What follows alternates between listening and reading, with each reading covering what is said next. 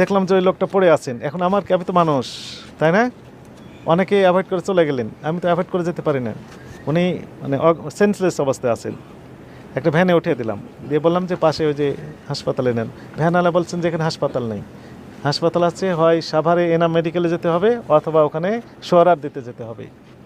আমরা তখন বললাম অনেক দূর, তাহলে ভ্যানে যেতে যেতে খারাপ অবস্থা হতে পারে। সবাই মিলে আমরা নিজ হাতে উঠে আমার গাড়ির পিছনে নিলাম, নিয়ে এনাম মেডিকেলে ভর্তি করে দিলাম। এমএনএম মেডিকেলে আবার ফোন দিলাম, দিয়ে বললাম যে আমরা মেডিকেলে এরকম একটা রোগী নিয়ে আসছি, আপনারা জরুরি অবস্থায় যা যা করা লাগে প্রস্তুতি নিয়ে থাকেন। আসার সাথে সাথে ভিতরে ঢুকলেন।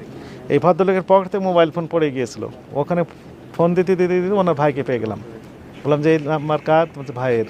আপনার ভাই সিরিয়াসলি ইনজিওর্ড, আমরা ওই এনাম মেডিকেলে দিচ্ছি, দয়া করে আপনারা যে যা পারেন একটু আসেন। আমরা 2-3 ঘন্টা অপেক্ষা করলাম, তারপরে ওনারা পরিবারে আসলেন। কথা বুঝেছেন? এই লোক